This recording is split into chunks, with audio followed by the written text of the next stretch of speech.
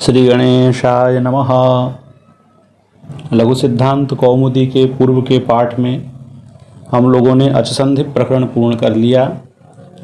अब हम आज की कक्षा में हलसंधि प्रकरण प्रारंभ करने वाले हैं। हलसंधि का अर्थ हुआ हल अर्थात व्यंजन वर्ण।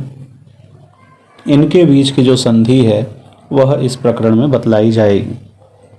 इसका प्रथम सूत्र है स्तोह श्चुनाश्चुः। स्तोह यह षष्ठी का एक वचन है, श्चुना यह तृतीया का एक वचन है और श्चुः यह प्रथमा का एक वचन है। इस सूत्र में तीन पद हैं।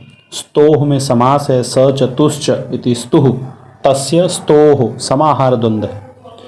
यद्यपि समाहार द्वंद्व में नपुंसक लिंग होना चाहिए तथापि यहाँ सौत्रत्वात् पुंस्तु जानना चाहिए।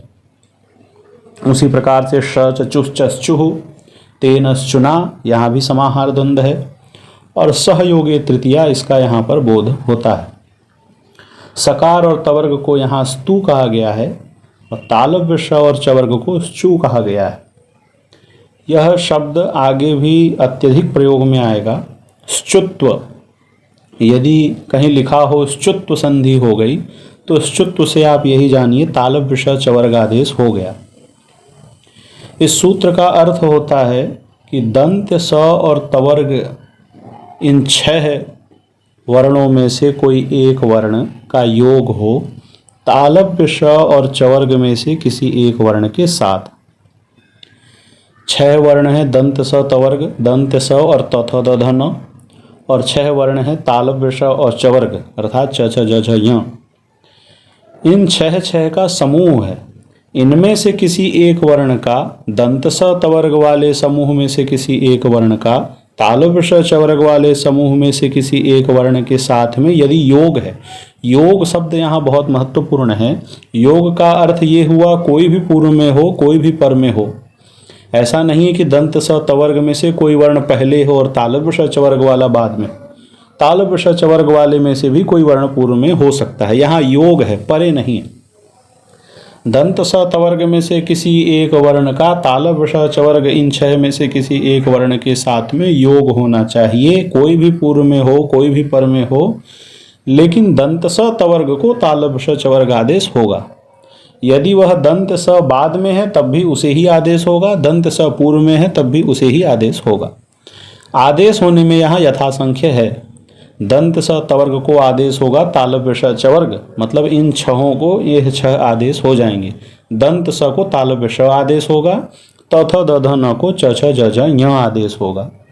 वह दंत स तवर्ग चाहे पूर्व में हो चाहे पर में हो। अब इसका उदाहरण आ रहा है रामस धन शेते। यहाँ पर सूत्र लगा स्तोह श्चुनाश्चुः। स्तोह श्चुनाश्चुः कहता है दंत स तवर्ग में से किसी एक वर्ण का तालव्य श चवर्ग में से किसी एक वर्ण के साथ यदि योग है तो दंत स तवर्ग के स्थान पर तालव्य श चवर्ग हो जाता है। तो रामस धन शेते में ऐसी ही स्थिति है। पूर्व में दंत स है और पर में तालव्य श है, योग है। यदि इसमें व्यत्यास भी होता, यदि दंत स बाद में होता और पूर्व में कोई तथ दध न होता तब भी यह सूत्र लगता, क्योंकि इसने कहा है योगे। इसका एक अपवाद है शात, जो अभी हम आगे पढ़ेंगे। यह सूत्र कह रहा है योग होना चाहिए, पूर्व पर की बात नहीं है। तो दंत स का योग हो गया तालव्य श के साथ में, तो उस दंत स के स्थान पर तालव्य श आदेश हो जाएगा। तो बन गया रामस शेते। उसी प्रकार से रामस धन चिनोति। रामस में दंत स है और परे चिनोति का च है।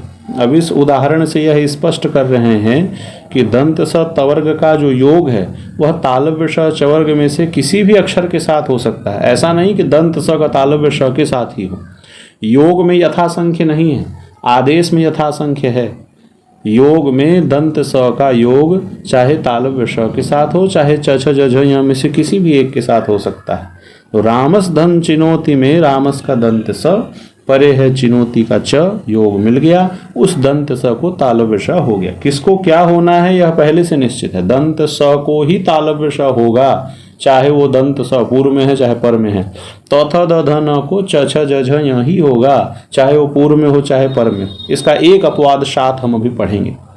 अगला प्रयोग आया सत धन चित।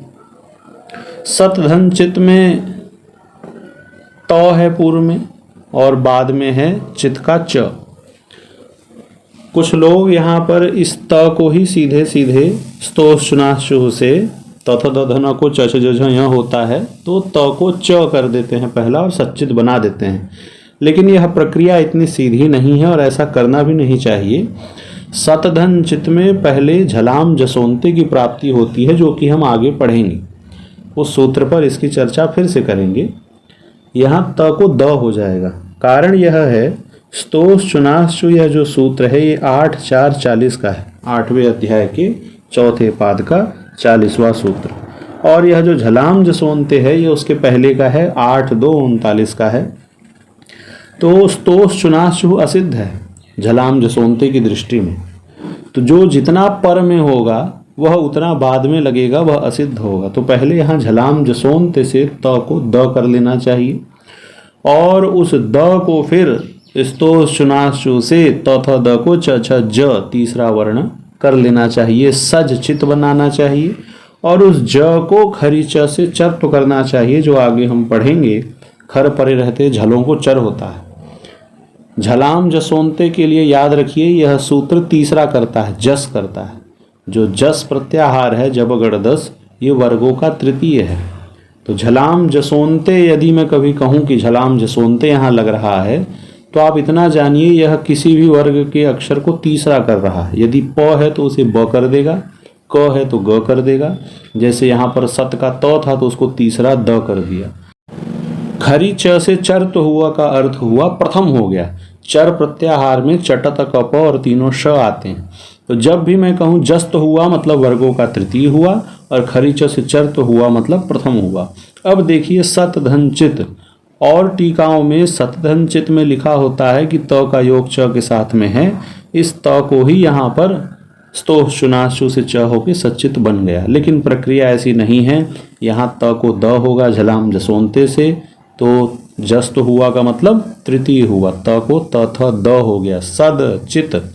अब सद धन चित में यहाँ प्राप्त होगा स्तोष चुनाशु, इस द को ज होगा क्योंकि तथ द दंत स तवर्ग में से यहाँ पर है द, सद का द। उससे परे योग तालव्य विषा चवर्ग में से कौन है, चित का च। तो इस द को क्या हो जाए यथा संख्य से च छ ज, तो जकार आदेश होने पर बना सज चित। ज और च का योग है सज चित। अब यहाँ ज को खरी च से चर्त हो जाएगा। चर्त होने का मतलब पहला हो जाएगा, तो ज को पहला क्या होगा, चवर का च, इसलिए बन गया सच्चित। यह इसकी संपूर्ण प्रक्रिया है। उसी प्रकार से अगला प्रयोग आया शार्ंगिन जय। शार्ंगिन में नकार है अंतिम में और जय में जकार है। यह जो न है शार्ंगिन का, यह दंत स तवर्ग में से सबसे अंतिम नकार है। उसका योग होना चाहिए तालव्य श चवर्ग के साथ, तो जय का जकार है। तो न का योग ज के साथ में है। इस न को स्तोष चुनाशु से यकार आदेश हो गया, बन गया सारंगिन जय।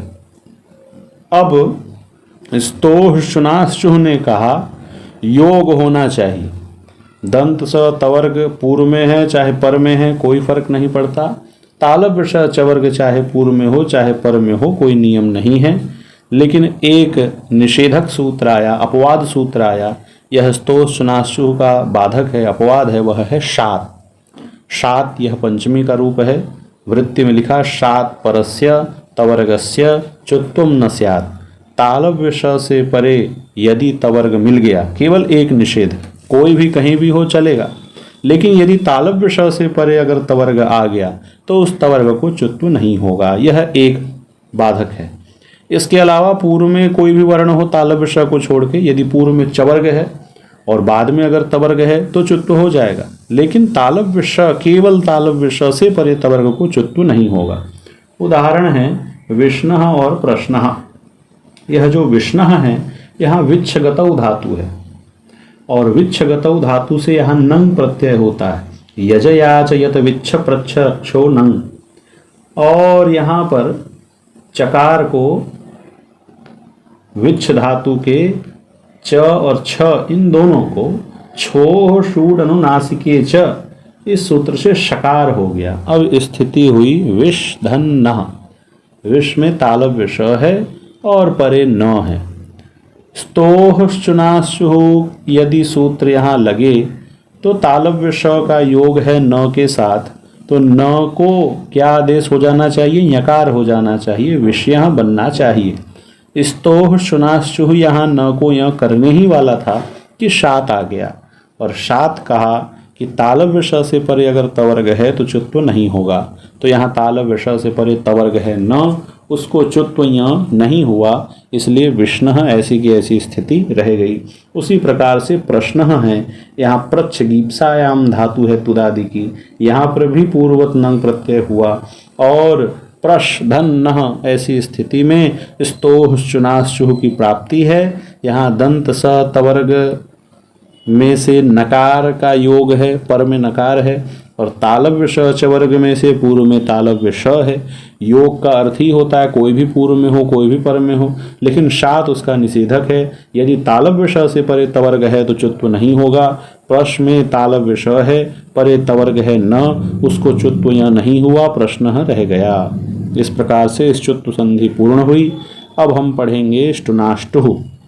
यह ष्टुत्व करता है, जैसे पूर्व का सूत्र था वैसे ही है। दंत स तवर्ग का योग होना चाहिए मूर्धन्य स टवर्ग के साथ, तो उस दंत स तवर्ग को मूर्धन्य स टवर्ग आदेश हो जाएगा। आदेश में यथासंख्य है, दंत स को मूर्धन्य स होगा, और तथ द ध में से कोई भी वर्ण है तो उनको क्रम से ट ठ ड ढ ण में से कोई एक वर्ण हो जाएगा। योग किसी का कहीं भी चलेगा, चाहे दंत स तवर्ग में से कोई अक्षर पूर्व में है चाहे पर में है, और मूर्धन्य स टवर्ग कोई अक्षर पूर्व में है चाहे पर में है, लेकिन होगा निश्चित दंत स तवर्ग को ही मूर्धन्य स टवर्ग होगा, दंत स को ही मूर्धन्य स होगा, चाहे वो दंत स पहले है कि बाद में।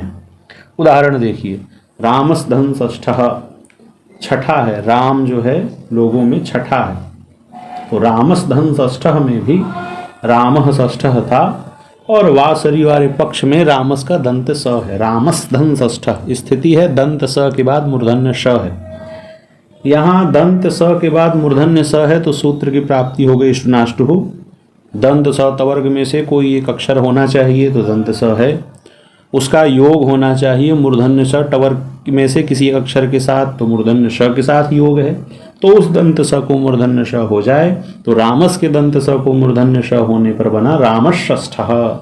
उसी प्रकार से रामस धन टीकते, यहाँ पर भी रामस का दंत स है और परे टीकते का ट है, तो योग मिल गया। दंत स तवर्ग में से किसी एक अक्षर का योग होना चाहिए मूर्धन्य श टवर्ग के किसी एक अक्षर के साथ, तो दंत स का योग है टकार के साथ, तो उस दंत स को मूर्धन्य श होगा। किसे क्या होना है यह निश्चित है, यह दंत स यदि बाद में भी होता तो भी उसी को मूर्धन्य श होता। दंत स चाहे पूर्व में है चाहे बाद में है, दंत स को ही मूर्धन्य श होगा, और योग होना चाहिए मूर्धन्य श टवर्ग के साथ, तो रामस धन टीकते भी बन गया। उसी प्रकार से पेश धनता, पेश में मूर्धन्य श है और परे ता है तकार, या तो त्रिच प्रत्यांत इसे माने, पिछली धातु से संचूर्णे अर्थ में है, और या फिर इसे तातार उतार लुट लकार में प्रथम पुरुष एक वचन का रूप भी मान सकते हैं। पेश धनता दोनों में बनेगा पेष्टा। पेश में मूर्धन्य श है, मूर्धन्य श का योग है तवर्ग के त के साथ, तो पेश धनता। यहाँ मूर्धन्य श और तवर्ग का योग है, तो किसे क्या होगा? ऐसा नहीं कि पूर्व वाले को कोई आदेश होगा, तवर्ग को ट हो जाएगा। वह त इस समय बाद में है लेकिन आदेश उस त को ही हो रहा है। पेश धन ता में पेश के मूर्धन्य श कोई आदेश नहीं हुआ, ता के जो तकार है इसे ट आदेश हो गया और बन गया पेष्टा, पीसने वाला इसका अर्थ है। यदि लुट लकार का रूप है तो होगा पीसेगा भविष्य काल में। अब यहाँ अगला प्रयोग आया तट्टीका। तट्टीका में समास है तस्य टीका, और मूल शब्द आ गया समास करने के बाद तद धन टीका। तवर्ग के दकार का योग है टवर्ग के ट के साथ, तो स्टुनाष्टुः की प्राप्ति हुई। त थ द को ट ठ ड हो गया, मतलब तृतीय दकार को तृतीय डकार आदेश हो गया, और तटीका यह प्रयोग सिद्ध हुआ। उसी प्रकार से अगला प्रयोग है चक्रिन धन ढौक से। चक्रिन यह नकार है, हे चक्रधारिन तुम जाते हो, इस प्रकार से कोई कह रहा है। अब चक्रिन में नकार है, ये तवर्ग में आता है, और परे ढौक से का ढकार है, ये टवर्ग में आता है। तो इस न को टवर्ग में कोई आदेश हो जाए, ष्टुत्व हो जाए, तो अंतिम नकार को ट का अंतिम णकार हो गया, बना चक्रिन ढौक से। तो इस प्रकार से ष्टुनाष्टुह के विषय में आप लोगों ने जाना। जिस प्रकार से स्तोह ष्टुनाष्टुह का निषेधक सूत्र 7 है, उसी प्रकार से ष्टुनाष्टुह का निषेधक 2 सूत्र हैं, नपदान्ताट्टोर्नाम और तोहशी। नपदान्ताट्टोर्नाम कहता है कि पदांत टवर्ग से परे जो दंत स तवर्ग है उसको ष्टुत्व नहीं होता, ऊपर वाले का निषेध है। ष्टुनाष्टुह कह रहा था योग होना चाहिए, कोई कहीं भी हो कोई फर्क नहीं पड़ता, चाहे दंत स तवर्ग पूर्व में हो या पर में हो, मूर्धन्य स टवर्ग पूर्व में हो या पर में हो। लेकिन इसका एक अपवाद आ गया कि अगर पूर्व में टवर्ग है और वह पदांत है, तब उससे परे दंत स तवर्ग को ष्टुत्व नहीं होगा, नाम को छोड़कर। यह नाम क्या है, इस पर चर्चा बाद में करेंगे। अभी सूत्र का अर्थ ये समझिए, यदि पूर्व में टवर्ग है, ट ढ में से कोई एक है, और यदि वह पदांत है, और यदि उससे परे दंत स तवर्ग मिल गया, तो उस दंत स तवर्ग को ष्टुत्व नहीं होगा। जैसे उदाहरण, षट धन संतः, 6 संत है। षट यह शब्द सुबंत है, इसलिए पदांत है। शस 6 का रूप जब चलाएंगे तो प्रथमा के बहुवचन में बनेगा षट षट। तो जो षट है यह पदांत है, क्योंकि सुप लगा हुआ है, सुप तिङंतम पदम, सुबंत की ही पद संज्ञा होती है और तिङंत की पद संज्ञा होती है। तो षट यह हुआ पदांत, यह जो टवर्ग है ये पदांत टवर्ग है। उससे परे संतः का दंत स है। षट धन संतः में ष्टुनाष्टुह की प्राप्ति है। ष्टुनाष्टुह कहता है दंत स तवर्ग का योग हो मूर्धन्य स टवर्ग के साथ, तो षट का ट टवर्ग में आता है, दंत स संत का आ गया दंत स तवर्ग में। तो यहाँ ष्टुनाष्टुह यदि लगता तो दंत स को मूर्धन्य स हो जाना था और बनना था षट शंतः, दंत स को मूर्धन्य श हो जाना था। लेकिन नपदान्ताट्टोर नाम आ गया, कहा अगर पूर्व में पदांत टवर्ग है, उससे परे अगर दंत स तवर्ग है तो ष्टुत्व नहीं होता। तो यहाँ कुछ नहीं हुआ, षट संतः ऐसा का ऐसा रह गया। उसी प्रकार से है षट्ते, वे 6 हैं। षट यहाँ फिर से वही बात है, ष्टुनाष्टुह की प्राप्ति है। षट में टकार है, उससे परे ते, सहतौते वाला ते, तो तकार है। यहाँ पर ष्टुनाष्टुह से त को टे होकर षट्टे बनना चाहिए था, लेकिन नपदान्ताट्टोर नाम निषेध कर दिया। वह कहा अगर पूर्व में टवर्ग है और वह पदांत है तो उससे परे दंत स तवर्ग को ष्टुत्व नहीं होगा। तो जो ष्टुत्व यहाँ त को प्राप्त था वह नहीं हुआ, ऐसी स्थिति रह गई, षट्टे ऐसा रह गया। अब कोई शंका उठाया कि आप सूत्र में यह क्यों कहते हैं कि टवर्ग पदांत होना चाहिए, आप केवल कहिए पूर्व में टवर्ग है और उससे परे दंत स तवर्ग को ष्टुत्व नहीं होता। यह पदांत विशेषण क्यों लगाते हैं? तो इसीलिए लगाते हैं कि अपदांत में न हो, पदांत में ही यह निषेध हो, इसलिए लगाते हैं। यदि पदांत नहीं कहते तो दोष कहाँ आता? उदाहरण दिया ईटे। ईटे में यह जो ईड है यह धातु है, ईड स्तुतौ धातु है, और यह स्थिति है ईड धन ते। यह ते आत्मनेय पद में प्रथम पुरुष एक वचन का रूप है, जैसे एधते एधेते एधनते रूप चलता है, वही ते प्रत्यय है यहाँ पर। तो ईड धन ते, अभी ईड का ड पदांत नहीं है, क्योंकि सुप्तिंग अंतम पदम कहता है सुप और तिंग जब लग जाए तब उसकी पद संज्ञा होती है। तो तिंग प्रत्याहार जो तीतः अंति सीथा था मी वह मह यह जो रूप चलते हैं, या ते इते अंते से इथे द्वे ए वह मह यह जो रूप चलते हैं, यह ते जब लग जाए तब वह पद होता है। पठ धातु पदांत नहीं है, पठ से जब ती लग गया और पठति बन गया तब पठति पदांत है। उसी प्रकार से ईड धातु से ते अभी प्रत्यय आया है, जब ते लग जाएगा यह इट्टे पदांत है, केवल ईड या केवल ते पदांत नहीं। तो ईड का ड पदांत नहीं है, ये अपदांत डकार है, अपदांत टवर्ग है। यदि सूत्र में यह कहता कि केवल पूर्व में टवर्ग होना चाहिए और उससे परे दंत स तवर्ग को ष्टुत्व नहीं होता, तब तो यहाँ पर भी ष्टुत्व नहीं होना था और ईडते ऐसा अनिष्ट प्रयोग बन जाता। लेकिन सूत्र में कहा है केवल पदांत में ही निषेध है, तो यहाँ तो अपदांत है, यहाँ कोई निषेध नहीं है, यहाँ अष्टनाष्टु की प्राप्ति है। ईड धनते में टवर्ग हुआ ड और उससे परे दंत स तवर्ग में से है त, उस त को ट आदेश हुआ और बन गया ईटे। अब अगला प्रश्न आया टोह किम। यहाँ सूत्र केवल इतना बनाइए, नपदांतात नाम टोह मत कही।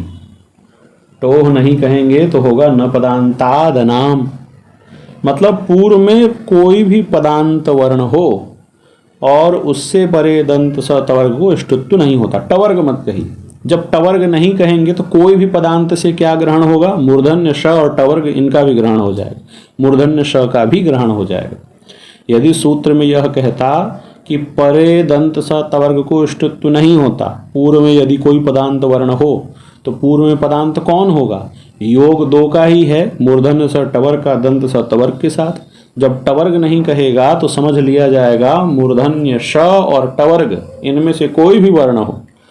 तो जो हम अभी निषेध करने जा रहे हैं पदांत टवर्ग से पर, अब वह हो जाएगा पदांत मूर्धन्य श या टवर्ग से पर, अगर टोह नहीं कहेंगे तो दोष कहाँ आएगा, सर्पिष्टमम में दोष आएगा। सर्पिस दंत सकार वाला यह शब्द है, उससे तमप प्रत्यय करते हैं और तमप करने के बाद हर्स्वात्तादौ तद्धिते सूत्र से उस दंत सकार को मूर्धन्य होता है तो बनता है सर्पिश और तमम का तम। सर्पिश तम मूर्धन्य श है और परितम का त है। यहाँ पर स्वादिष्ट सर्वनाम स्थाने से सर्पिश की पद संज्ञा हो जाती। अब देखिए सर्पिश धन तम, तमम वही, तो सर्पिश का मूर्धन्य श पदांत है और उससे परे तम का त है। यहाँ अष्टनाष्टुः की प्राप्ति है। अष्टनाष्टुः से मूर्धन्य श का योग हो गया तमम के त के साथ, उस त को ट कर दिए तो बन गया सर्पिष्टमम। यह स्थिति है, सर्पिष्टमम सिद्ध हो जाता है। यदि सूत्र में टोह का ग्रहण नहीं करते तो सूत्र का अर्थ होता पदांत चाहे टवर्ग चाहे मूर्धन्य श, तो सर्पिश में पदांत मूर्धन्य श है।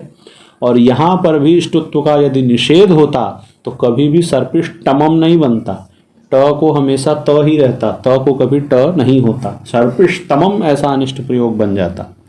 इसीलिए सूत्र में टोह का ग्रहण किया है कि यह निषेध जो ष्टुत्व का निषेध है यह केवल टवर्ग में ही लगे, पदांत टवर्ग से पर में ही निषेध हो, पदांत मूर्धन्य श से परे निषेध न हो। अब सूत्रकार ने कहा था यह जो निषेध लगता है वह नाम में नहीं लगता। यह नाम क्या चीज है, जब आप सुबंत प्रकरण पढ़ेंगे अजंत पुल्लिंग में, वहाँ सु औजस अमौजस इत्यादि प्रत्ययों को पढ़ेंगे। जैसे राम से सु लगा तो रामः, राम से औ लगा तो रामौ, राम से जस लगा तो रामाः। उसी प्रकार षष्ठी के बहुवचन में बनता है आम प्रत्यय आता है।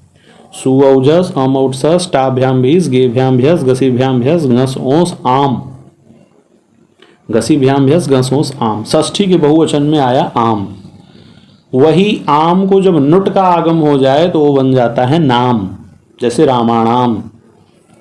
उसी नाम की यहाँ चर्चा है। कह रहे हैं पदांत टवर्ग से परे दंत स तवर्ग को ष्टुत्व नहीं होता, यह बात तो ठीक है, लेकिन नाम को छोड़कर अगर परे नाम है, नाम अर्थात षष्ठी बहुवचन वाले आम को जब नुट कर दिया जाए वह नाम परे है तो ये हमारा निषेध वहाँ कार्य नहीं करेगा, वहाँ ष्टुत्व हो जाएगा। जब इतनी बात कह दी पाणिनि ने तो वार्तिककार कात्यायन ने इसके आगे दो और जोड़ दिए। कहे केवल नाम नहीं कहिए, नाम नवति और नगरी इन तीनों में यह निषेध नहीं लगता, यहाँ ष्टुत्व हो जाता है। नवति और नगरी पाणिनि जी से छूट गया, तो जो सूत्रों से छूट जाता है वह वार्तिककार पूर्ण करते हैं। तो केवल नाम परे रहते नहीं, नाम नवति और नगरी ये तीन शब्द ऐसे हैं यदि पर में हो तो ये निषेध नहीं लगता, वहाँ ष्टुत्व हो जाता है। तीनों के उदाहरण क्रम से देखिए। नाम का उदाहरण दे रहे हैं षण्णाम। शस यह जो छह शब्द है इसका रूप चलता है षट्सठ, षट्भि, षट्भ्यः, षट्भ्यः, वही बनता है षष्ठी के बहुवचन में षण्णाम, वहाँ का रूप है। मूल शब्द है शस और परे है विभक्ति आम, शस धन आम। यहाँ शस धन आम में षडांता षट से सस की षट संज्ञा और षट चतुर्भ्यश्च से आम को नुडागम होता है, बनता है शश और नाम। यह जब आगे प्रक्रिया पढ़ेंगे तो आपको समझ में आएगा, शस धन नाम। और इस मूर्धन्य शस को स्वादिष्ट सर्वनाम स्थान से पद संज्ञा हो जाती है और झलाम जसोंते से यहाँ पर इसे डकार होता है, बनता है षड नाम। हमें यहाँ संधि करने जो मिलेगा वह यही होगा, षड धन नाम। अब षड धन नाम में देखिए, षड में जो डकार है यह टवर्ग में आता है और यह पदांत भी है। आप कहेंगे सुप लगा नहीं है, पद कैसे हो गया? आपने तो कहा था सुप्तिगंतम पदम, सुबंत जिससे लगा हो वही पद है। नाम अभी परे है विभक्ति, जब नाम लग जाएगा तब पद होगा। तो आगे चल के आप एक और सूत्र पढ़ेंगे, स्वादिष्ट सर्वनाम स्थाने, वह सुअ जस अम आउट इन 5 को छोड़ दें तो बाकी जो प्रत्यय बच गए उन प्रत्ययों में अगर हलादि प्रत्यय है तो उसकी परता पूर्व की पद संज्ञा हो जाती है। यह बात और आगे स्पष्ट हो जाएगी। तो नाम की परता, नाम हलादि है और उन 5 में नहीं आता, सुओजस अमाउट में नहीं आता, तो इसकी परता पूर्व में जो षड है उसकी पद संज्ञा हो जाएगी। तो षड में जो ड है यह पदांत है और टवर्ग है, उससे परे नाम में जो न है वो तवर्ग में आता है। न पदांता टोर नाम, यह सूत्र में यदि नाम ग्रहण नहीं होता तब तो यहाँ पर ष्टुत्व नहीं होना चाहिए, सड नाम ऐसा रह जाना चाहिए। लेकिन सूत्र कह रहा है नाम को छोड़कर, नाम में निषेध नहीं लगता, माने यहाँ अष्टु लग जाता है, ष्टुत्व हुआ, ड से परे न है तो न को न हो गया, बन गया षडणाम। षडणाम की आगे की प्रक्रिया अब यहाँ नहीं बताई। षडनाम के आगे की प्रक्रिया जब आप आगे सूत्र पढ़ेंगे, यरोनुनास के अनुनासिको वा, और एक वार्तिक पढ़ेंगे प्रत्यय भाषायाम नित्यम, तब समझ में आएगी। तो षडधन नाम में चलिए हम अभी पढ़ लेते हैं। यरोनुनासिके अनुनासिको वा, यह कहता है पूर्व में पदांत यर होना चाहिए, उससे परे अनुनासिक होना चाहिए, तो इस पदांत यर को अनुनासिक हो जाता है। यर प्रत्याहार का अर्थ हकार को छोड़ दीजिए, सभी व्यंजन आ गए, क्योंकि हया वरट के य से शुरू होगा तो ह छूट गया और शक्सर तक जाएगा, अंतिम में हल का ह छूट गया। तो पूर्व में हकार छोड़ के कोई भी व्यंजन हो और वह पदांत हो, उससे परे कोई अनुनासिक हो। षडधन नाम में ड यह यर प्रत्याहार में आता है और यह पदांत है। इससे परे अनुनासिक वर्ण कौन परे है? णकार, नाम का णकार। तो इस ड को भी कोई अनुनासिक हो जाए, ड के स्थान पे अनुनासिक कौन होगा? अनुनासिक कौन है? यमगणना नाम नासिका च, इनका स्थान मुख में भी है, नासिका में भी है, यही अनुनासिक है। तो ड के स्थान पे उसी के वर्ग का अंतिम ण होके षडनाम बनता है। यह सूत्र विकल्प से करता है, एक बार ण होगा एक बार नहीं होगा। लेकिन प्रत्यय भाषायाम नित्यम वार्तिकाया कहे जो अनुनासिक परे है, यदि वह अनुनासिक प्रत्यय है तो देखिए नाम प्रत्यय है, आम प्रत्यय है, उससे नुट आगम हुआ है तो वह नाम भी पूरा प्रत्यय है। प्रत्यय यदि परे हो तो यह अनुनासिक नित्य होता है। तो ड को ण यहाँ नित्य हो गया, एक ही प्रयोग सिद्ध हुआ, षडनाम, यह स्थिति हुई। यहाँ सूत्रों का जो क्रम है वह इस प्रकार से है कि जब तक आप आगे के सूत्र नहीं पढ़ेंगे तब तक यह पूर्व वाले अच्छे से समझ में नहीं आएंगे। फिर भी खरी च सूत्र जब हमारा पूर्ण होगा तो एक बार फिर से हम स्तोषनाशु से इसकी आवृत्ति कर लेंगे, जिससे सूत्र अच्छे से पुष्ट हो जाएं, दिमाग में बैठ जाएं कि यह सूत्र पहले यह सूत्र बाद में लगता है। अब सूत्र में तो कह दिया नाम में निषेध नहीं लगता, वार्तिककार ने अपनी तरफ से 2 शब्द और जोड़े, कहे नवति और नगरी में भी यह निषेध नहीं लगता, वहां पर भी ष्टुत्व होने दीजिए। जैसे षण्णवति, षड धन नवति यह स्थिति है, षडधिका नवति मतलब 96, नवति 90 में 6 अधिक, यह 96 हुआ 96। तो यहाँ पर षड धन नवति ऐसी स्थिति है, ड है और परे नवति का न है। नपदांता टोर नाम की प्राप्ति है, वो तो कह रहा है कि यहाँ अष्टुत्व मत करो। षड धन नवति में ड से परे न है, इष्टना अष्टु से पहले इष्टुत्व की प्राप्ति है, ड का योग न के साथ है, न कोणा होना चाहिए। नपदांता टोर नाम निषेध कर दिया, कहा कि यहाँ पर अष्टुत्व नहीं होगा। अनाम नवति नगरीणाम इति वाच्यम ने कहा यहाँ पर निषेध नहीं होगा, यहाँ पर ष्टुत्व हो जाएगा। तो ष्टुत्व हुआ, षड धन नवति में ड और न का संयोग है, न को ण हुआ, षड अणवति, षड अणवति, ड से परे ण है।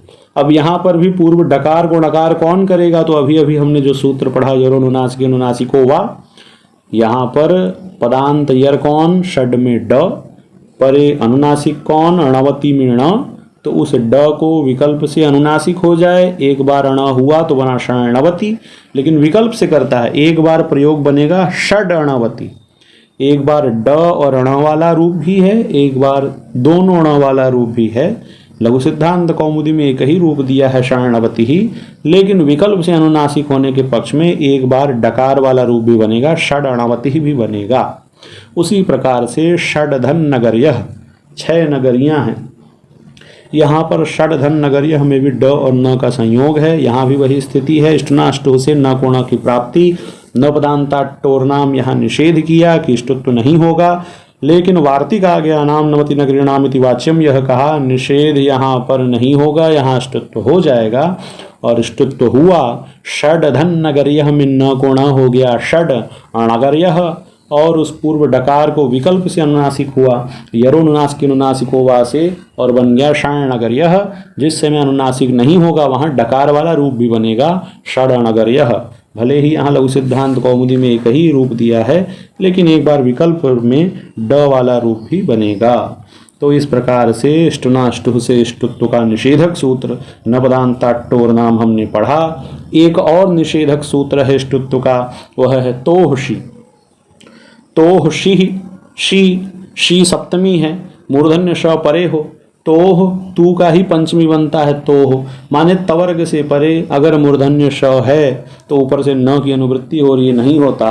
क्या नहीं होता? ऊपर से अनुवृत्ति या इष्टुत्व नहीं होता, इसलिए वृत्ति में लिखा न इष्टुत्वम। पूर्व में क्या हो? तवर्ग हो, तथ द ध न में से कोई एक वर्ण हो, बाद में मूर्धन्य श हो, तो उस तथ द ध न को ट ठ ड ढ ण नहीं होता। जैसे संधन षष्ठः, सन में नकार है, यह तवर्ग में आता है। परे षष्ठः का श है, मूर्धन्य श है। होना क्या चाहिए? इष्टनाष्टु से इस न को न होके षण षष्ठः बनना चाहिए, लेकिन तोहशी निषेध कर दिया। इसने कहा पूर्व में तवर्ग है कौन? सन का न, उससे परे मूर्धन्य श है, षष्ठः का श, तो इस तवर्ग को अर्थात तथ दधन में से एक न को ण नहीं होगा, तो सन षष्ठः ऐसा का ऐसा प्रयोग बन गया।